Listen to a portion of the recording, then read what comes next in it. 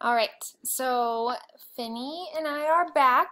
I need to do part 3 of your Enlightenment Philosophy notes and lectures, and then we'll go into the Post-Enlightenment and get as much as we can done. Okay, so the last video talked about Marxism, and we ended on the explanation that socialism and communism are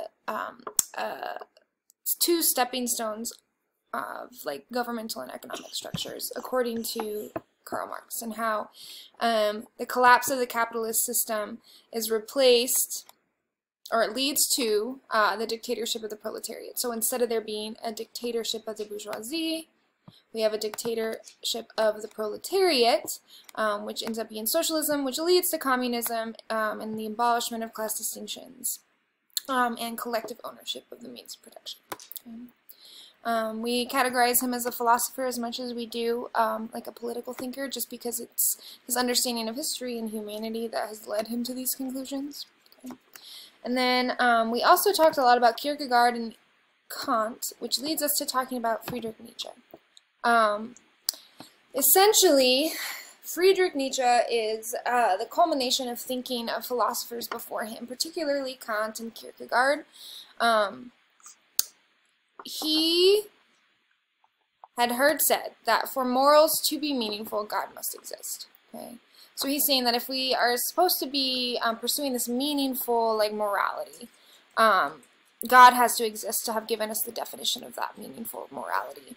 And he ends up suggesting that God does not exist, therefore, why do morals matter? Okay. This ends up leading to nihilism, which is the assertion that there is no tangible meaning to life. So, doesn't necessarily mean that you are hopeless or meaningless. It's just an assertion that the meaning of life, it doesn't exist for you to find it.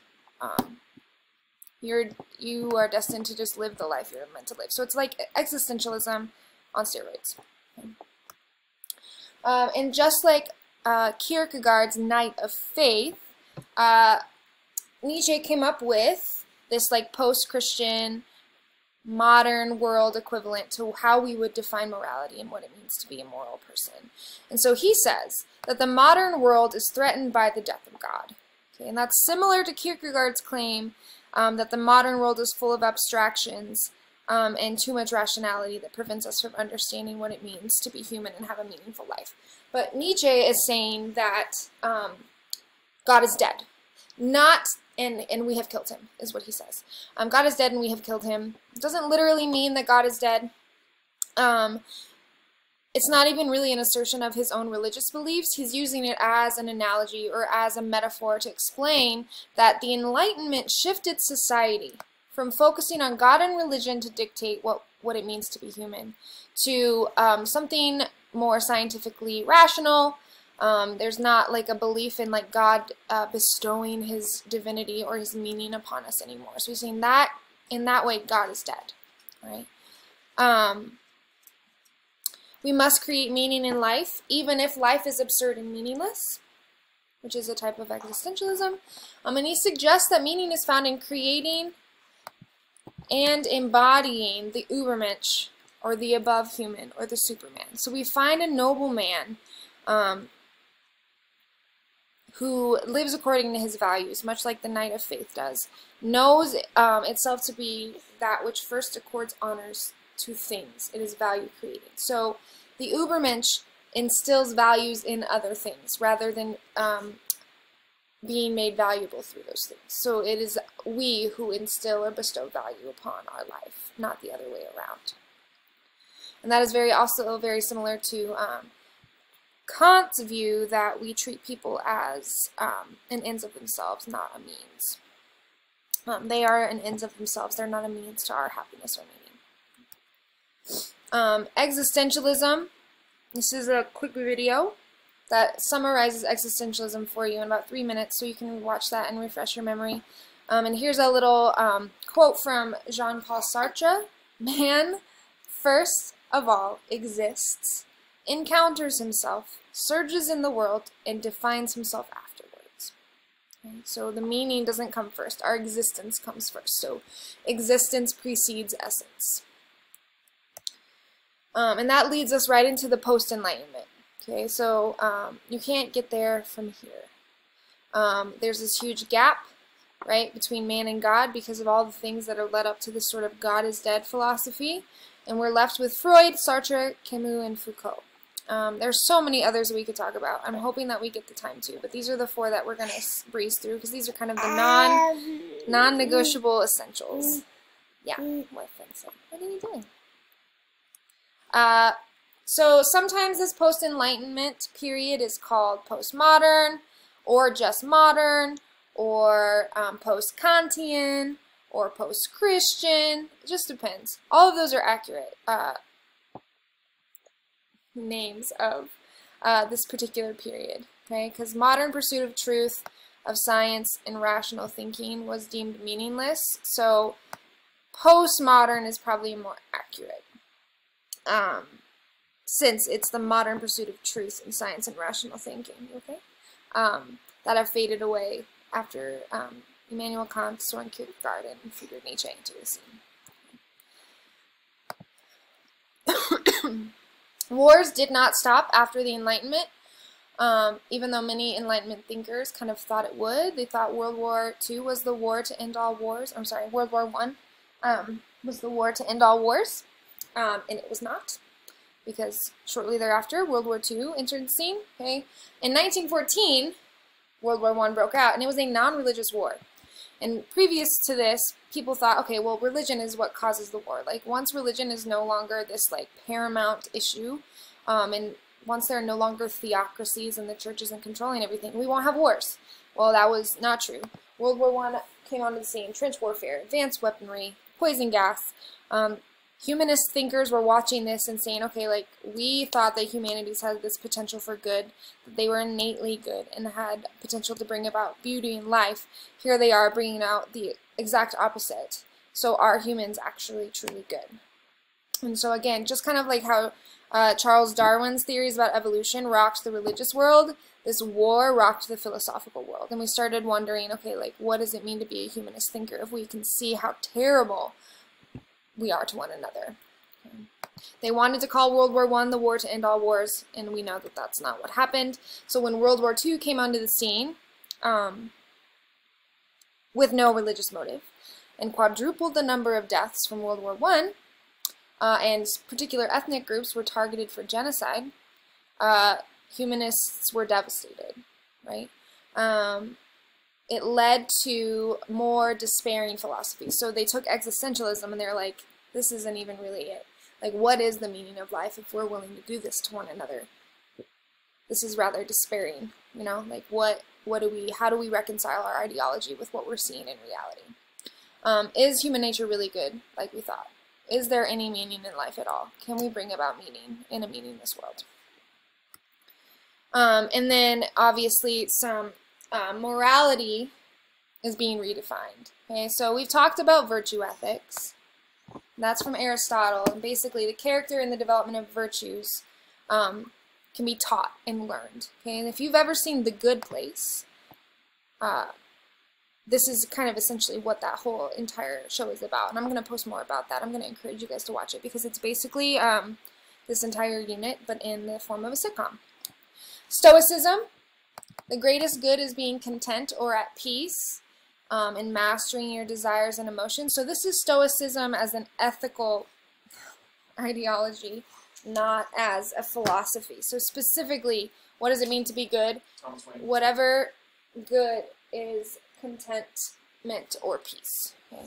Hedonism is basically whatever is good is whatever makes you the happiest. Minimizing any pain or suffering. A good text that explores the effect of hedonism is The Picture of Dorian Gray. It's one of my favorites. Consequentialism is exactly what it sounds like. An action is good or bad depending on the consequences of the action. And that's very, very close to utilitarianism. Utilitarianism is an action is right or moral if it leads to the most happiness for the greatest number of people. And then we've talked about deontological ethics. Are you doing what you're being asked to do? Are you fulfilling your duties and obligations and following the laws? In which case you're good. If you're not doing that, you're bad. And we know that that falls short because there are such things as immoral laws. Right? Sigmund Freud is probably a familiar name to you. We actually don't really adhere to a lot of his psychological theories anymore, but we do use them in analyzing literature and film. So there's Freudian psychology applied to literary theory. But we do owe him a lot as far as what he was able to articulate about the subconscious and like memories and dreams. It led us to discovering a lot of other things about dreams and our subconscious, even though a lot of the stuff that he said was kind of cuckoo. He believed in Darwinian evolution, and that particular scientific theory explained irrational motivations in the animal instincts in humans that he believed we all have and are suppressing on any given day. Childhood memories, suppressed thoughts, guilt, dreams, wish fulfillment, and conflict between the subconscious and conscious motives. The study of that is now called psychoanalytics. Okay, and he's the one who came up with the id, ego, and the superego. It is our primal instinct, our animal instincts from our evolutionary biological imperatives. Ego, decision-making, our rational mind, and then the superego is sort of our conscience, the Jiminy Cricket. Right? It takes morality and society and the effects of our actions into consideration. And he said at any given time, all three of those things are functioning in concert with one another. Jean-Paul Sartre is our absurdist. Okay, so again, we talk about existentialism on the spectrum. Existentialism with Kierkegaard is here. We go to nihilism, and then absurdism are kind of closely related.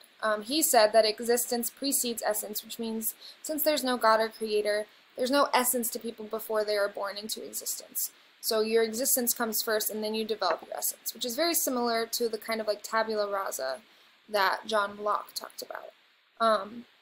Along with Albert Camus, he founded absurdism, that we are born without purpose and must discover it on our own. The absurdity of life, which is where we get absurdism, is the search for answers in an answerless world.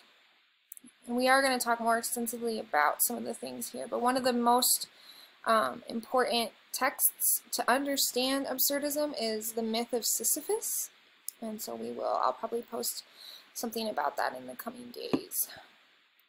Albert Camus is French, and he expanded Nietzsche's nihilism and worked alongside Jean-Paul Sartre to come up with this less optimistic version of absurdism, right? So again, we're on that spectrum of existentialism. He believed humans are incapable of finding the meaning of life, right? So not only are we doomed to this absurdity of life and searching for answers in an answerless world, but we are never going to find it. We are incapable of finding it. So we're doomed with absolute absurdity, an endless search for purpose. You will never live if you are looking for the meaning of life. And the literal meaning of life is whatever it is you're doing to keep living.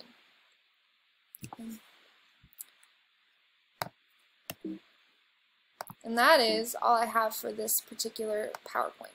So what you can expect from me now is we're going to look at some of these Enlightenment and Post-Enlightenment philosophers, because that is really significant in our understanding of philosophical thought today.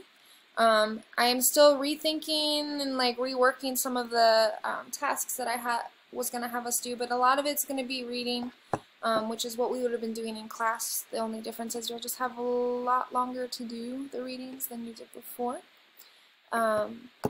And then more to come on how we're going to kind of wrap up this unit.